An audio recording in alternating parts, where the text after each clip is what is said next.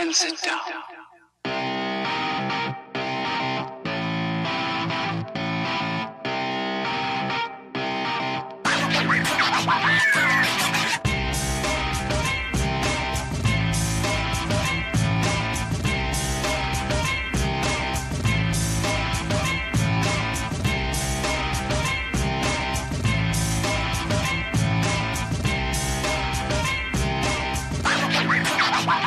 Hello, everybody, and welcome back to another fabulous episode of Janessa After Dark. I am your hostess, Miss Janessa J. Champagne. You can call me Miss Jaye. And I know we've been gone for a hot minute. I'm so glad to be back recording new content for you. Life was a little crazy for a while. I was traveling around for work. I spent a couple weeks in Phoenix and a couple weeks in Seattle, which as always is perfection. But now I'm back at it and I'm ready to go. And I am so excited for my interview today. This woman is amazing. She's creative. She's mouthy. She's fun. She and her husband are two of the co-sponsors and regular vendors at Days of the Dead, and they are almost single-handedly responsible for keeping me clothed on a daily basis. I swear I'm like a walking billboard for their products. Their website, atomiccotton.com, has some of the best horror-themed and pop culture t-shirts in the business today. And not only does my interview guest make a lot of the art that's featured there, they also partner with local artists and friends to create unique and special collections that provide you with great products and the artists with additional recognition and visibility, which I think is really cool. But before I introduce my guest, I want to take a little bit of time to explore the freak show. One of the things that really resonated with me in my conversation with my guest is when she talked about growing up feeling like a freak or an outsider, and that was something that I could absolutely relate to. I grew up in Bowbells, North Dakota. Maybe you've heard of it. Les Jepson, who played for the Iowa Hawkeyes. Duke the Wonder Dog, who was featured on some late-night TV show doing stupid pet tricks. And now Miss Janessa J. Champagne. There's not a lot happening in Bowbells, North Dakota. When I was a kid, it was a town of about 450 people, one of whom was a loud, sassy kid who was clearly destined to grow up into show business, if you know what I'm saying. When I was growing up, we didn't have gay people. We didn't talk about gay people, at least not in any sort of way that meant that they were real human beings. The kids at school used to play this game called Smear the Queer. It was usually during wintertime, and you would try to get to the top of a snow pile, and whoever got to the top was the queer, and your job was to bring them down and to smash them and to take over their spot, which now that I think about it is actually kind of a strange goal. And I think it's part of why I like the word queer in the first place, is because the object of that game is obviously to bring down that person who is the queer. But the other object of that game is to get to the top of the hill and to be the queer. I think there's some interesting power in that being the queer was somehow forbidden but also desired. And I think that it represented real life and our community with how many people were trying to bring down that queer. I certainly felt some of those pressures, like they were trying to bring me down on a pretty regular basis. But nobody in Bowbells, North Dakota would have been that introspective to think about the power position of the queer. Everybody was just focusing on how do you bring them down? How do you take over that spot on the top? And how do you keep people forced into this very limited understanding of who they should be and how they should act. And in case you haven't noticed, kids are fucking mean. I never really understood that violence aspect. I never understood that desire to hurt people for fun. There's something about little boys where they always want to fight and they want to wrestle and they want to hit each other, and I don't know, there's something about it that's very strange. It's sort of violence for violence sake, but there's always a certain level that you're not supposed to cross, and I felt like I didn't really have the rule book. I always just wanted to play jump rope with the girls. So I got a little bit of a reputation when I was in elementary school as the nosebleed king, because all the other boys in my class, they'd want to fight. Let's go out inside and fight. Let's fight on the playground. Let's fight. And I never wanted to. I said, no, I'm not going to fight you. And they'd say, yeah, we're going to fight. Let's go fight. And I would say, leave me alone. I'm doing whatever I'm doing. I'm reading a book. I'm drawing a picture. Leave me alone. And they'd say, no, we're going to fight. And because I wasn't really initiated into that whole violence as bonding thing that little boys sometimes seem to do, I eventually got goaded into it. And I said, well, if I'm going to fight, I'm going to win. And so whoever came at me, I would just punch them right in the nose. They would get a nosebleed. They'd fall down crying and the fight was over. Pretty simple. I generally preferred hanging out with the girls. But let's not get it twisted. Things weren't always sugar and spice and everything nice with them either. But their fighting was more emotional. There was a little girl in my second grade class. Let's call her Carrie, because that's her fucking name. And I don't believe in changing names to protect the guilty. One of my favorite quotes from Anne Lamott says, "You own everything that happened to you.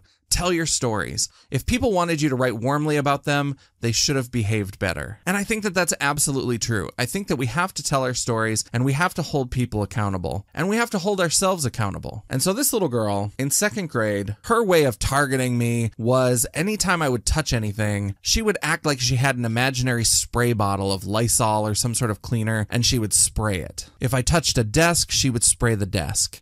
If I touched a pencil, she would spray the pencil. If we were playing tag and I touched her arm, she would spray her arm. And it wasn't enough for her to antagonize me. She had to get other people in the class involved as well. Soon, a small group, the kids who were destined to grow up to be the popular kids, the football players and the cheerleaders, they were all spraying the things that I was touching. Now, for a while, I didn't let it bother me. I would tell them they were acting stupid. If I got frustrated, I would tell them to leave me alone. But eventually, it really started to bother me. And so I talked to our second grade teacher. She confronted that little girl, who immediately started crying and apologizing, and the spraying of things stopped, at least for a little while. But what happened after that, I think, is part of what's wrong with our culture now, and it helps me understand why some of these niche communities are so important, and why there's such a feeling of community among the people who have always felt like freaks. After that day where Carrie was made to cry in front of the class and she had to apologize to me, there was definitely a villain in that story. But for most people, the villain in that story was me. I don't remember what sort of punishment she had, but everybody blamed me for the fact that she had to do this punishment, that I was the one who ratted her out. So the fact that she was harassing me, that she was bullying me, and that she was getting other members of our class to do the same thing was conveniently lost from that narrative, and it all became about how I went to the authority figure and got her in trouble. And this sort of thing happens all the time. It still happens. It's part of how rape culture continues. We blame victims for their behavior, for how they were dressed. We talk about their accused rapists and how bright their futures are, how much athletic promise they have. And we don't talk about the fact that that person deserves the consequences that they're facing. If you harass someone, if you bully someone, there should be consequences. You should be held accountable for that. And I absolutely include myself in that. I don't think it's ever as easy as dividing people up into the bullied and the bullies. And there's research out there that suggests that people are usually at one time or another in both camps. People who are bullied, if they see the opportunity to bully someone else, to become part of that popular group, even if it's temporary, they take it. I certainly took it. If there was too much attention on me and I saw the opportunity to point out somebody else's flaw, somebody else's way of not fitting in, there were times where I took it. I would call them names, or I would find some weakness in their character to exploit. And I'm not proud of it. It was a survival tactic, and I understand why I did it, but it doesn't make it okay. And what I think is really important is once we recognize those tendencies in ourselves, we have to do better. And part of what gives us the strength to do better, part of what moves us from that place where we lash out, where we're more interested in self-protection than in loving and respecting the people around us, is by finding our communities, finding the places where we belong. That's why I love freaky people so much, because I am absolutely one of the freaks. And the type of freak that I am might be very different from the type of freak you are, and that's okay. And that's what I really loved. That was what was most amazing to me when I discovered Days of the Dead. When I first decided to go to that convention, I had no idea what to expect. The imagery is all dark and super metal and very aggressive, and I was like, are they going to be ready for a 6-foot-something plus-size drag queen to just show up in a cloud of glitter? But I got over that fear and I went. And I found people who were so wonderful and accepting and generally unbothered by my presence. I was in the freak show. We were all different kinds of freaks. And because we were embracing it and we were accepting our inner freak and loving it and expressing it, it wasn't about trying to be the best. It wasn't about trying to set up what you should be. It was all about what you could be. Another quote from Anne Lamott that I really love is, I decided that the single most subversive, revolutionary thing I could do was to show up for my life and not be ashamed. And that for me is what it's about, to really embrace and love your inner freak. Because I think that's why I was so ready to lash out. I think that's why I had so much anger against those dumb kids on the playground. I think that's why I was so afraid of that game Smear the Queer. Because I was ashamed. Because I thought, what if they're right? What if being a queer is something that's really terrible and shameful? What if I am that thing that they say that I am?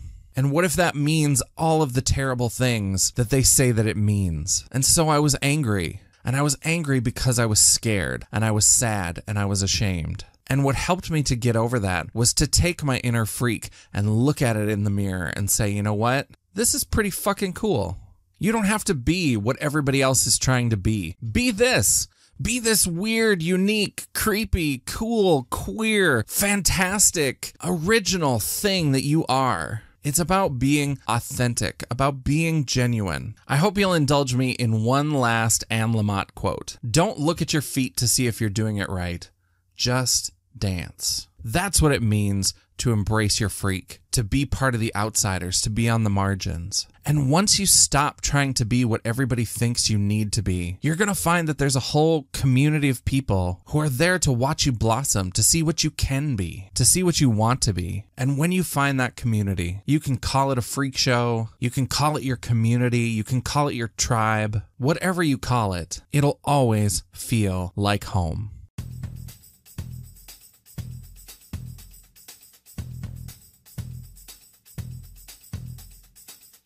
My guest for today is one of the co-owners of Atomic Cotton and the screen printing business Easy Tees. She's an artist, she's a horror aficionado, she's a little bit mouthy, and an all-around rad chick. I'm so excited to present my interview with Erica Kauffman.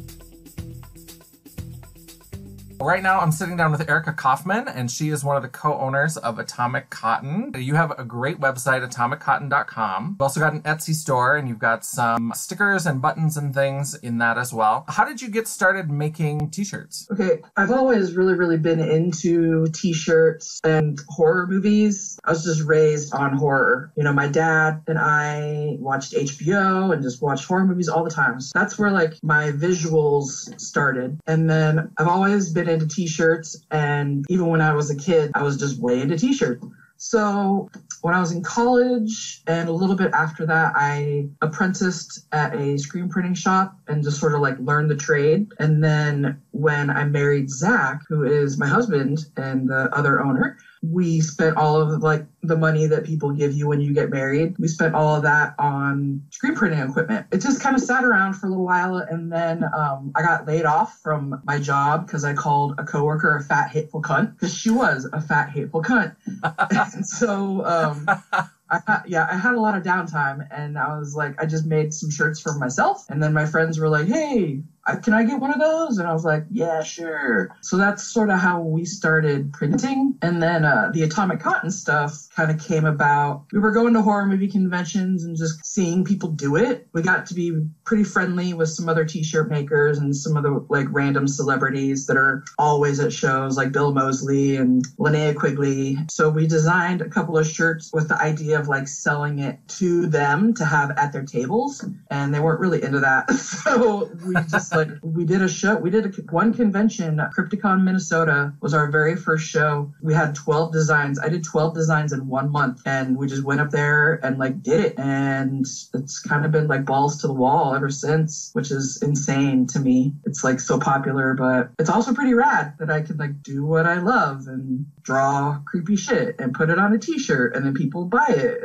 It blows my mind. Do you do all the artwork yourself? Do you partner with artists? How do you get all the designs? One of the things that I'm really passionate about is networking the art community, just building relationships with other illustrators and other makers, and that's my jam. I really enjoy that. So I do about, I'd say 75% of the artwork, and then we do release a lot of, we call them guest artists, but it's just like our friends. So yeah, we do that a lot. This past year, we've actually been doing more of that than my artwork, just because our actual like screen printing company, which is Easy Tees, Atomic Cotton's just like the fun shit. We have a full-time screen printing company, like 2 businesses basically. So I haven't been able to do as much as I want, but we work with a lot of different people. I try and do as much as I can, but I really enjoy, you know, being able to get our friends out there and just sort of spreading the word and spreading the love and making art and doing fun shit. Definitely. How long have you been doing it? Atomic Cotton has been what it is for like, I think this is our 6th year. I think 6. 5 or 6. And I did notice you have lots of horror-themed designs. I love it. I have so many. My favorite is the Jason, the TGIF. That's my absolute favorite. I love it. One of my designs. That's my friend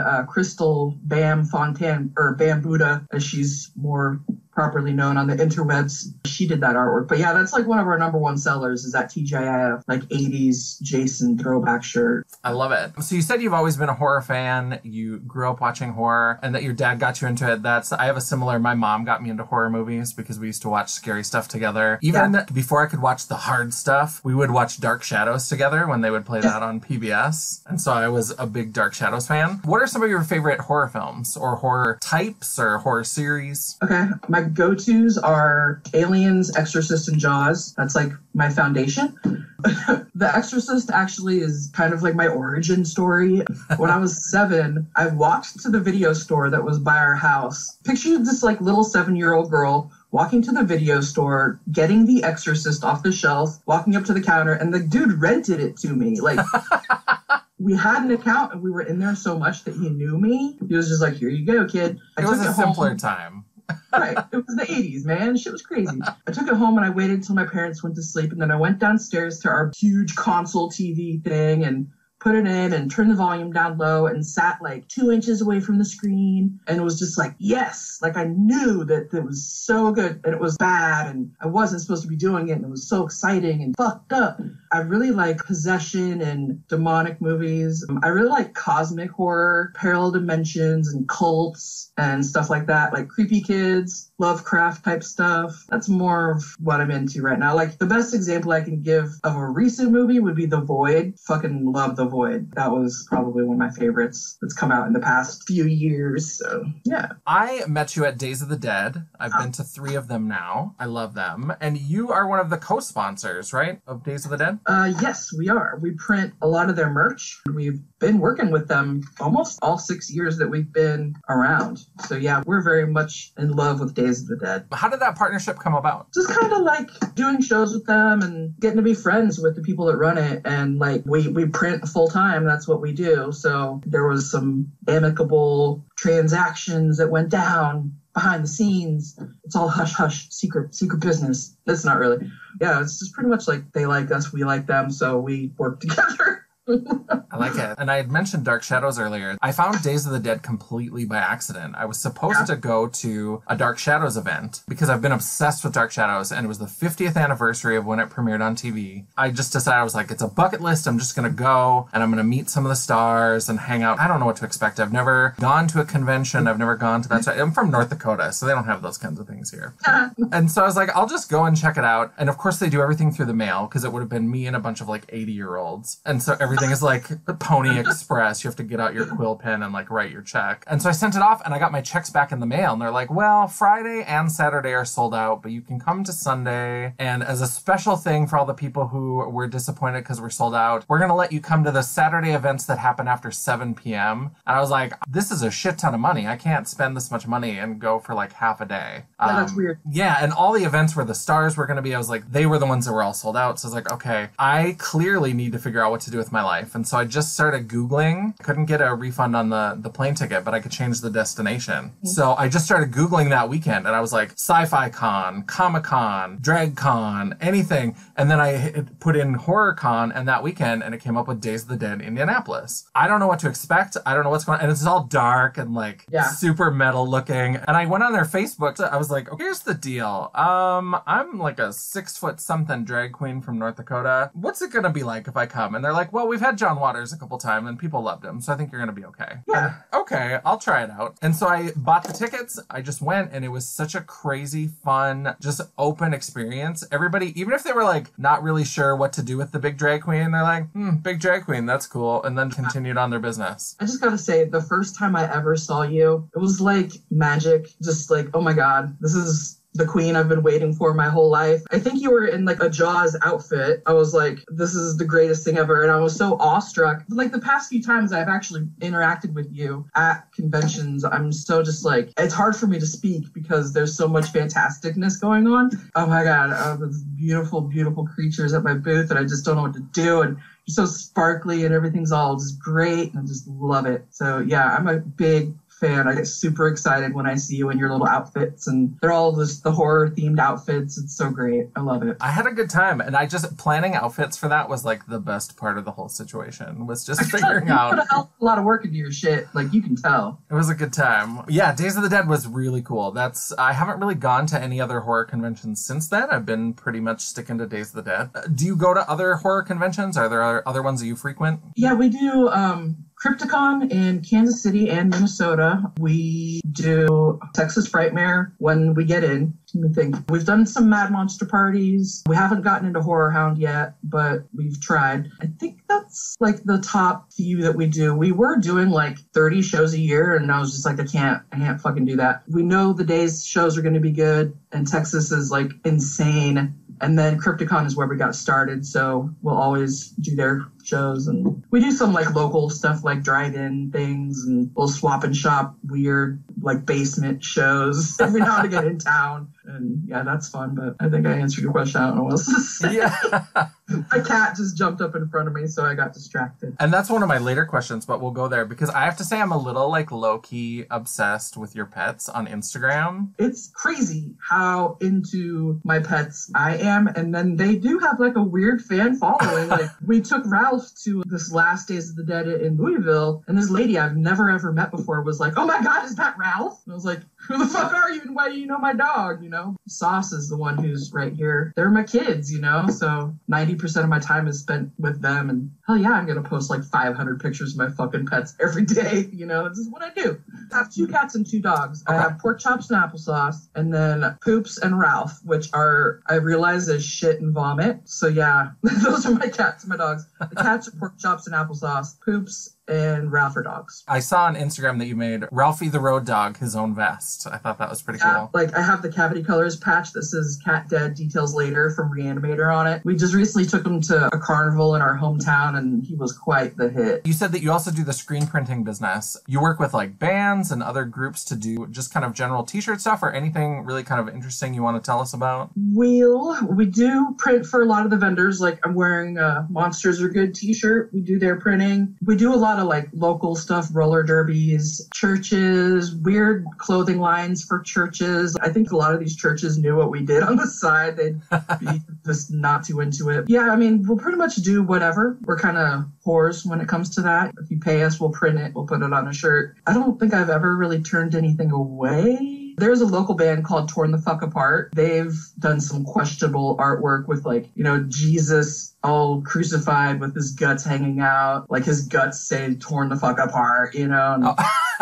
Yeah, but it's like it's cool art and they're cool guys. So I'm like, yeah, fuck yeah, I'll print that. I like that. You mentioned to me, we talked a little bit on Facebook about how you're a big fan of drag. Yes. Who are some of your favorite drag performers? I mean, besides me, obviously. But who are some of your favorite drag performers? Well, Divine. I mean, it all goes back to Divine. Yeah, I just, you know, being a child and seeing her perform in, you know, movies, and such a big presence. You know, every scene she was in just stole the show. So definitely Divine. We have a local scene that's pretty rad. There's a restaurant called Hamburger Mary's. I don't know if you're familiar. It's like, I think they're a chain. They do like a drag brunch thing. And Daisy Buckets, she's our local like top dog in the drag community. And she MCs all the local stuff. She's pretty great. There's a couple of like Beyonce ones around town I really enjoy. I don't know all their names. There's definitely some black girls that fucking tear it up and like do like splits and like acrobatics and shit when they sing, and it's just like, I really like those. Like whenever they do that thing where like the deadfall thing when it's just like bam and they just like hit the ground, I'm always like, yeah. Whenever they're really like physical, I get into that a whole lot. And then of course like RuPaul's Drag Race. Anyone who's ever been on RuPaul's Drag Race is just amazing to me. Ginger Minge, I was definitely a big fan of Ginger Minge. Oh, I like the campy ones. Me too. And that's because, you know, as a big girl, I always end up being kind of the comedy queen. That's always kind of my shtick. That resonates with me a lot. I like that. And I'm a big girl too, so I understand that as well. Like, you gotta just work with what you have.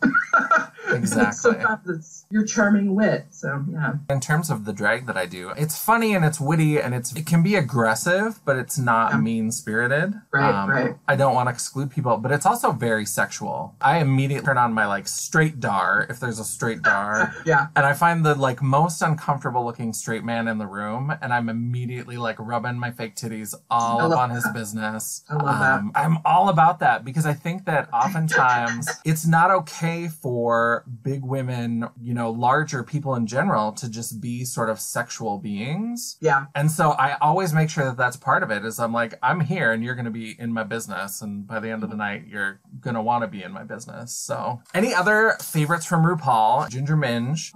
You know, I marathoned all the seasons, so the names kind of blend together. Sharon Needles. I did like the little skinny one that won the season that Ginger Minge was on, Violet something or other. Violet Chachki. Yeah. Yeah, she got a lot of shit for a while. I saw some footage from this last RuPaul Drag Con just on Instagram, like clips that people posted. She did the whole nude thing again and was just like fucking strutting down the runway with just like a little leaf covering the area and just looking fucking fantastic. And so I got a lot of respect for that. I like the dirty ones and I like the dark drag and the kind of dirty and then campy, like more of a satire and more of a performance and not so much I'm trying to be really pretty. Yeah. Here's my makeup all flawless. I like when there's more of a character, which I don't know if that's, I know some people it's more of an art form and it's more about the visual aesthetic, but I also really like when there's a character and a performance and that, you know, the whole shtick and a routine. Like I kind of like that. Because I'm really conflicted about RuPaul's Drag Race. If I can watch it free when it's on Amazon Prime Video, I'll watch it. That's where I watched it. All the time. Yeah, I'm all about it and I'll watch it. Some of the trouble I have is that you wouldn't know some of those performers are fantastic performers. And you would never know it from the show because they never actually just do drag performance. It's always these weird kind of strange challenges and it's fun to watch and it's very dramatic, but it doesn't necessarily show off how good they are. It's mostly about the aesthetic. Yeah. Like, you know, how just cool do you look in this whatever challenge. Yeah. There's some of them though, like, you know, that's why I thought Ginger Minge was so great because when she did the John Waters, I'm having a hard time with names. The eggs. Edith Massey. Oh, Edith Massey, yes. They fucking nailed that and was just so great. Even John Waters was like, you were Edith Massey, you know, and I enjoyed that. And they just go above and beyond.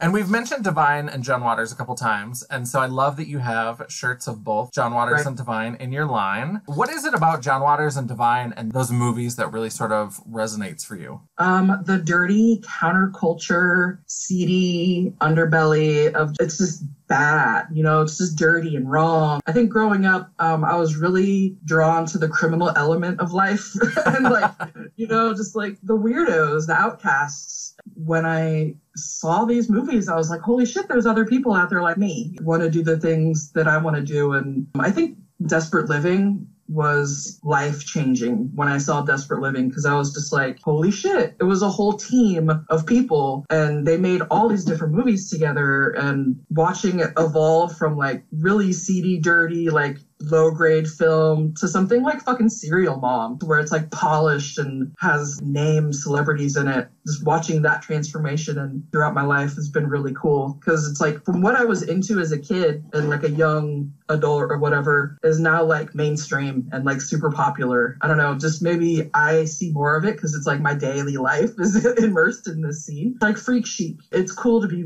fucking weird now and it's like you gotta work for it. You can't just like go buy your costume and be like, this is me now. I think the people can tell the true freaks. But I just always knew that I was a true freak, and that's what drew me to John Waters.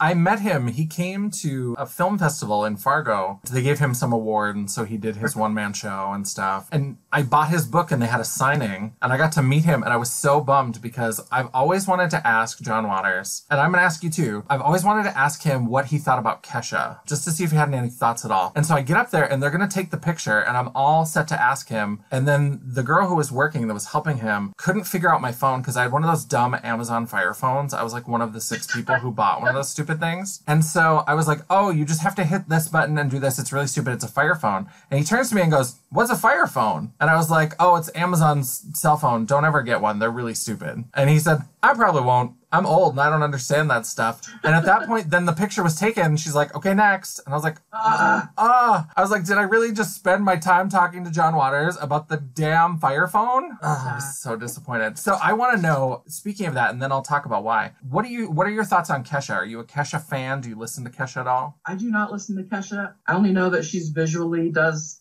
wacky shit. And that's pretty much all I know about Kesha. I don't listen to anything past like 89. I really kind of listen to just like old punk and like soul, basically. I am fascinated by Kesha, and I think that she really is this generation's John Waters. I hear good things, and I have a lot of friends that are way into her. Because a lot of her stuff, especially when she was working with Dr. Luke and that whole thing, a lot of her stuff is really produced, and so it sounds like typical kind of pop music, but it's got this really sort of filthy, aggressive, kind of freaky edge to it, where she's always like telling boys to suck her dick. And like, so it's really aggressive and sexual, and she has this song called Party at a Rich Dude's House, where she's talking about like pissing in the champagne, and it's crazy. And so the more I listen, I'm like, there's something here. Like, there's something here. And she's got this new album that's fantastic. So I've been like, a couple of my friends were just like, I fucking love Kesha. And I'm like, really? Okay. I'll check it out. The new album is fantastic. It's weird. And if you like old, like 70s country, there's like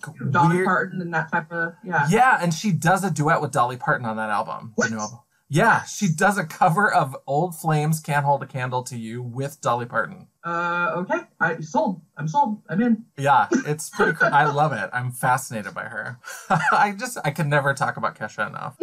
That's awesome. What's your favorite part of horror conventions? So when you go to horror conventions, what's your favorite? I know you're working a lot because you're selling the stuff and meeting the people, but what's your favorite part of going to horror conventions? The other vendors. It's really cool because at first it was the celebrities, but I don't have time to go to their booths and like meet all the celebrities, so I don't even know who's at the shows half the time anymore. But all these different vendors, you know, we do all the same shows together, so it's like we're this weird little traveling family. Like every Saturday night, we try and get as many people together to go out to eat. It's usually like 20 some odd people, and so we go out to eat and it's all these weirdos, but it's like this little traveling circus family. And I've watched people have babies and families grow and people get married, and it's just really cool. Like, I see my friends on the road more than I see friends in my own town. Some of the women I've met, because I grew up in a very uppity, upper middle class, snotty area. I'm this big, mouthy, weird girl, and I didn't really fit in. And so, you know, when I found these other women that were like into the same things I'm into and like passionate about art and just like real people and not like fake ass bitches, I think just the other connections that I've made with women and friends, and there's just so many cool people out there. Like, you just had Brooklyn on your show, like one of the last podcasts, Brooklyn Ewing, I think is her last name.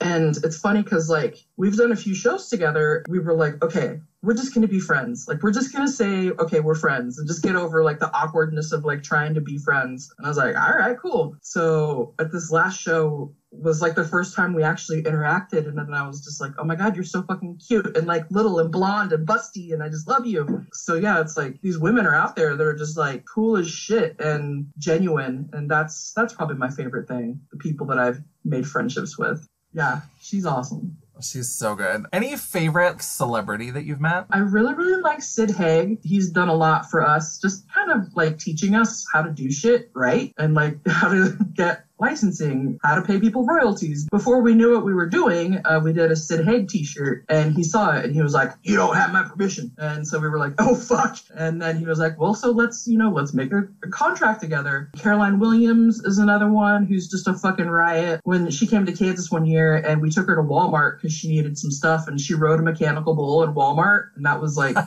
one of the best fucking things ever. Bill Moseley's always really sweet. Kane Hodder is the sweetest man.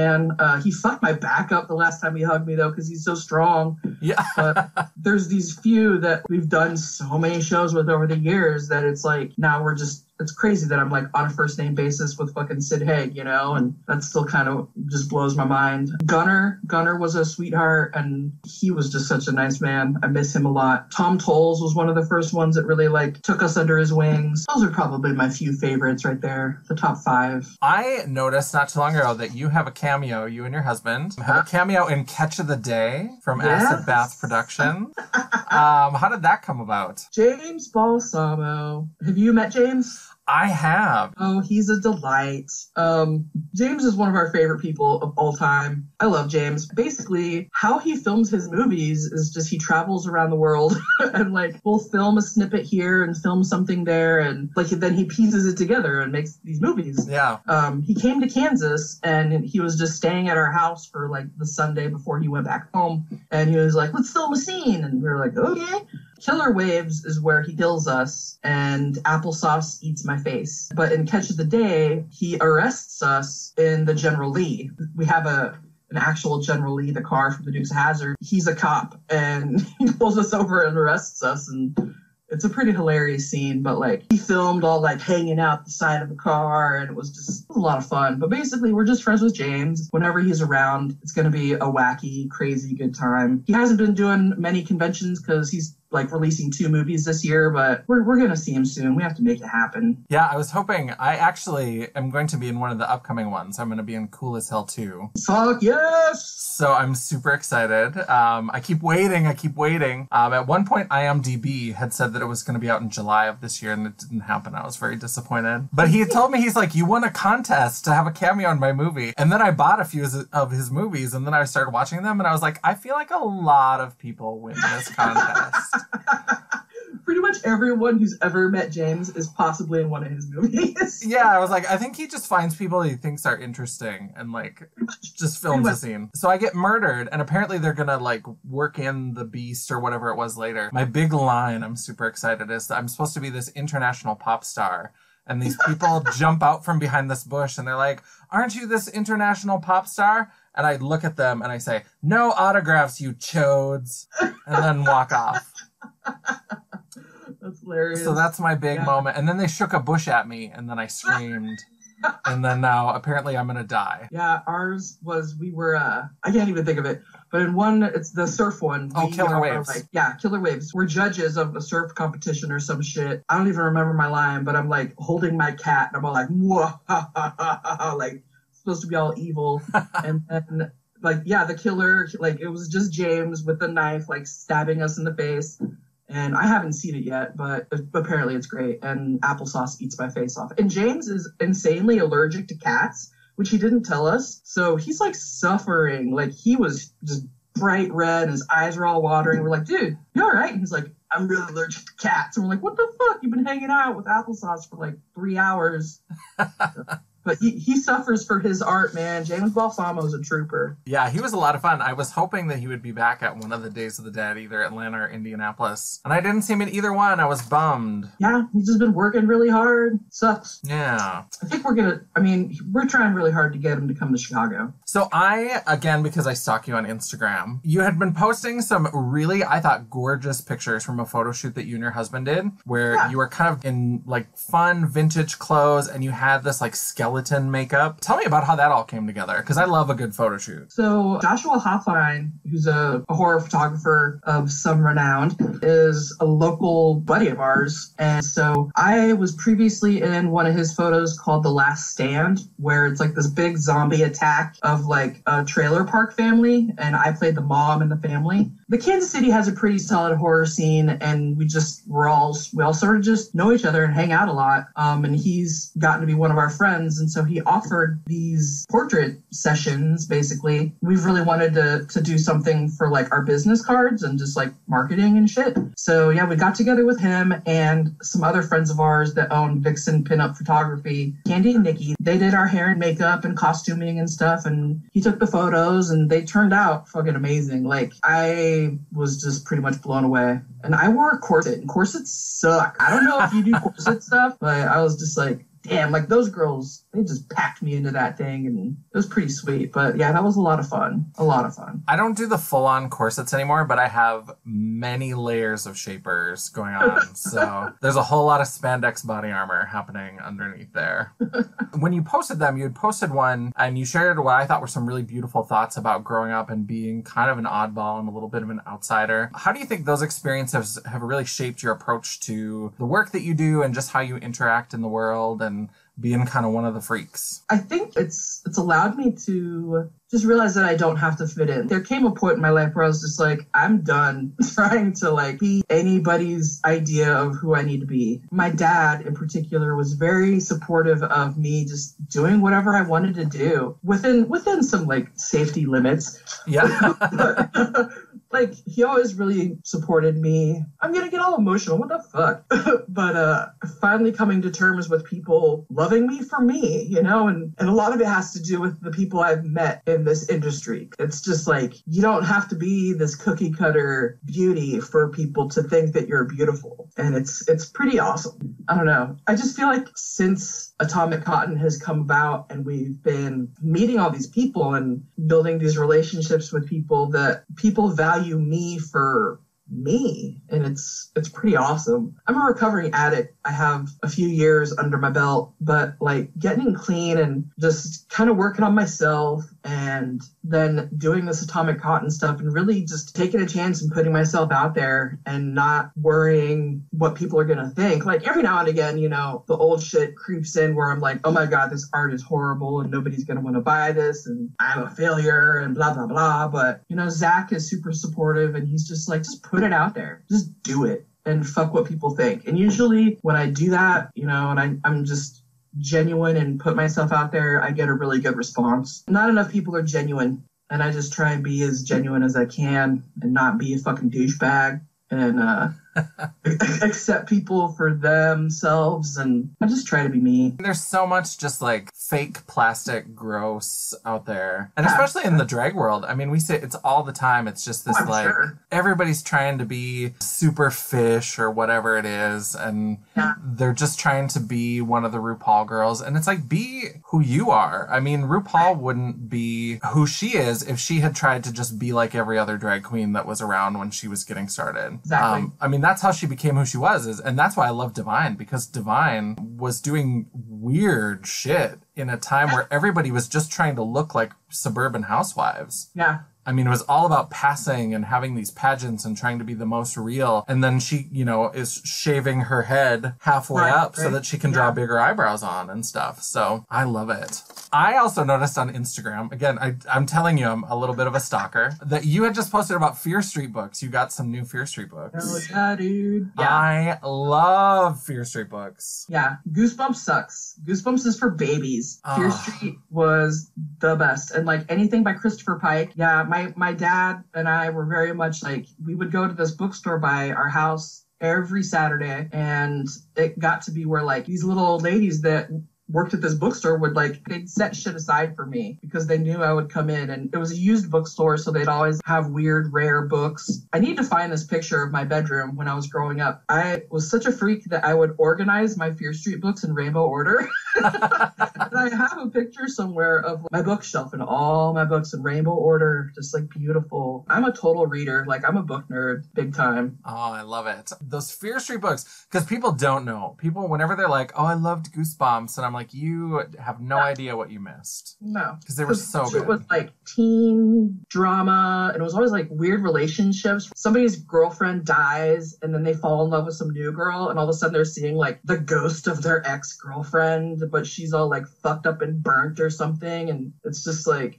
weird. It's almost like VC Andrews type stuff, where it's like crazy weird sex relationships and like murder, and it's good times. And I loved it because sometimes it would be like, they were always like half and half. Like, one would be completely explainable. So there would be something where it was like, oh, there's this ghost, and then it turns out that she's not really a ghost. She's just like this creepy girl. And then the next one would be like full on supernatural. Like, it would be something completely insane. And you mentioned VC Anders. I started collecting VC Anders before I was like 10 years old because I loved those covers.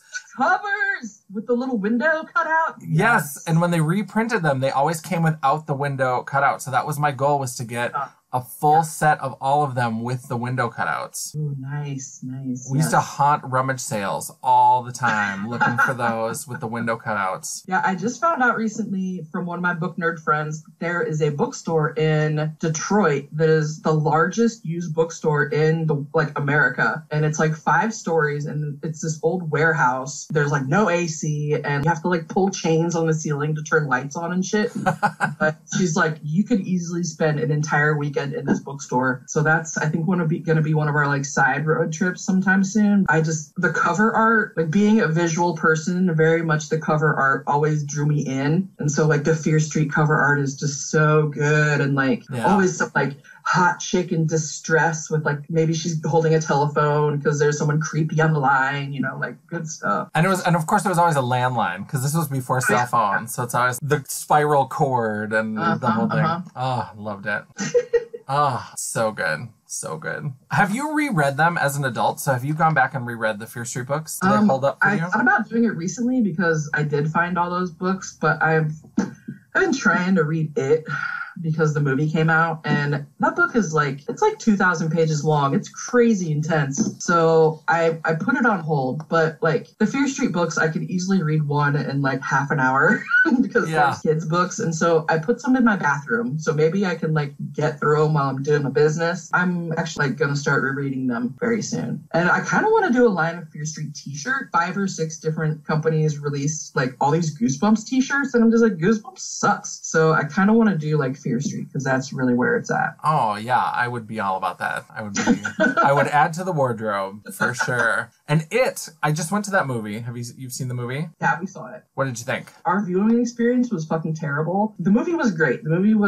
I loved everything about it. But we went at 1:00 on a Monday, and there was still stupid talkers in the theater. And like halfway through the movie, like right when the shit starts to hit the fan, the movie just stopped. And so they had to restart the movie and then like skip to the scene. And we had to watch like 15 minutes of the movie over again, and it totally sucked, ruined the whole experience. So I definitely have to watch it again. I thought Bill Skarsgård as It was insanely good. Yeah. I liked how much he drooled. That really added something to me. Yeah. It made him more like a creepy, like venomous creature because he was drooling all the time. And I thought he was just great. And the little girl that played Bev was insanely good. Yeah. All the kids were great. It was really good. But I'm not like a huge fan of the original TV bullshit. Like Tim Curry's great in everything he ever does. Yeah, sure. That was a cool character that he did, but it sucks. Like it doesn't hold up. Like Harry from Night Court is in it. Like it's not that great of a thing, you know?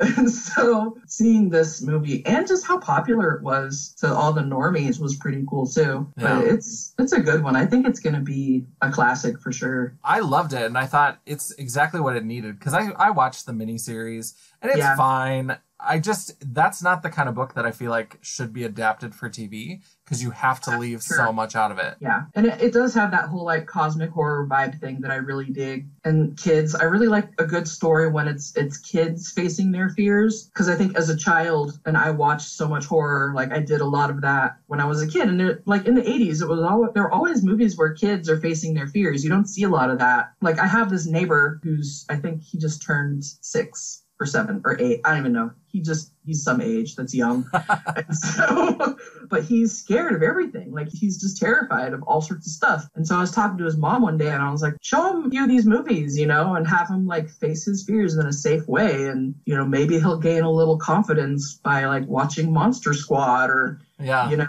something like The Dark Crystal or something pretty tame like that, you know? And I think horror and children, I think it's kind of a really important thing for a developing kid to face their fears. Scary stories to tell in the dark and like Fear Street books. And like, I just think there was a lot more of that for our generation growing up because it was the 80s, man. Shit was crazy. And it took a while for me because I didn't just immediately love horror. Like there was always like little scary things, but I really had to build up to some of those. And there were some that I saw that scared the shit out of me. Yeah. And then one day it's just the switch flipped. And then it was like, okay, now I can process this. And what I love about horror is that my experience with it is I'm always like terrified when I'm watching it, no matter how terrible it is. I can just watch it, and then as soon as it's done, my rational mind kicks in and it's like, okay, here's all the reasons why that couldn't happen. But at least when I'm in it, like I just surrender myself to it, and it scares the shit out of me every time, and I love it. Like I watch so much horror, and like that's pretty much like all I watch like all day long. The last thing to really draw me in was The Void. I can't really talk about that movie enough. I think it's amazing. When I was a kid, I think the character that freaked me out the most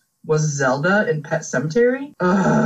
Like she's all twisted and she's in that back bedroom, and like when she's like all puking and Yeah, fucking Zelda. Like, even to this day, if I just catch a glimpse of Zelda, she's the worst. Of the big three, so of Friday the 13th, Nightmare on Elm Street, and Halloween, what's your favorite of the big, like, 80s horror franchises? I'd probably have to go with Nightmare on Elm Street out of the 80s ones, because Freddy's just so good. I don't know, I was never into Halloween. I never really enjoyed Halloween. Like, I'm one of those assholes that will actually admit that I like the Rob Zombie version better. I'm sorry. I know that's probably going to piss off a lot of people. I never got into the Carpenter Halloween. I like the Rob Zombie one. And Friday the 13th, they're fun, but I don't know. I really think my top guys are Leatherface. You know, Texas Chainsaw has definitely done a lot of good for us.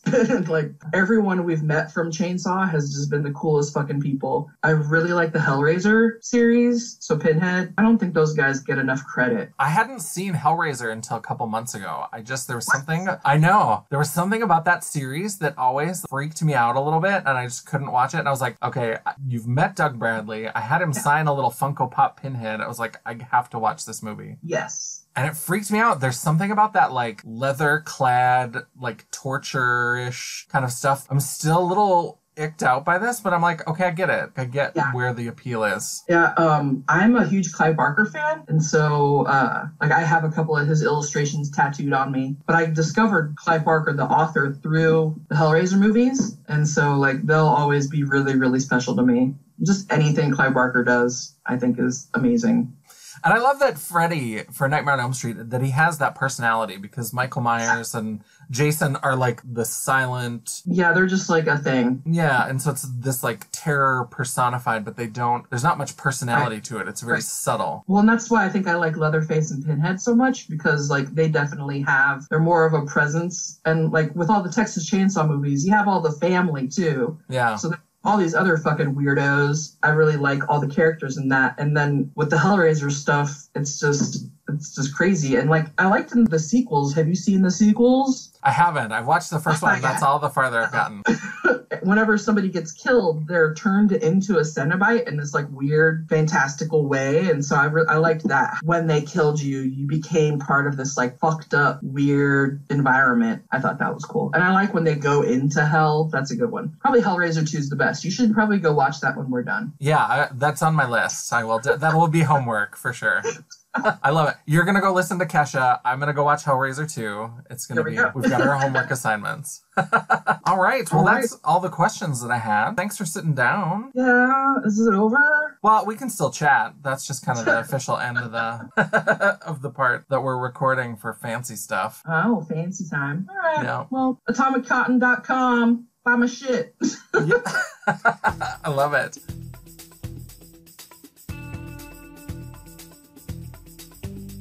I hope you enjoyed my interview with Erica Kauffman. I cannot overstate how much of a blessing Days of the Dead has been to my life, allowing me to meet fantastic, creative, wonderful people like Erica and her husband, Zack. I want to give a little piece of advice to those of you who may be thinking about going to a horror convention or some other kind of gathering for your tribe, for your personal community, your freak show, your people. I love the opportunity to get to meet the celebrities and the creators of some of the films and the franchises that I love, but I also love the opportunity to go and look at what the vendors have for sale. And I think that it's very easy for people to get caught up in the bright lights and the celebrities, but don't forget about those vendors. The celebrities that you're going to meet are being paid to be at the event. In most cases, the vendors that are there are paying to be there. So I think it's really important to make sure that whenever you're budgeting, whenever you're planning for one of these events, always set aside some of your budget to go and shop and purchase items from vendors that you really love and enjoy. For a lot of them, this is their livelihood, and they're paying money out of pocket to be there and be present at this event because they want to support the communities that you enjoy and that you're a part of. So while you're paying money for autographs and for photos and all those other things with the celebrities, don't forget about those vendors. Make sure you're supporting them, you're showing them some love. And even if you can't purchase something at the event, if you take a card or you plan to purchase something later, when you do, make sure you let them know that you're purchasing from them because you loved the chance to see their booth at whatever event you were at. It's important that they know that their presence makes an impact, that people appreciate that they're trying to support and be a part of this community community that you think is so wonderful. It's more than just exchanging money for goods or services. It's about realizing that that support of our communities, of our freak shows, of our tribes goes both ways. So find something that you think is cool and throw a little money their way. Or as Erica says, atomiccotton.com, buy my shit. I love it.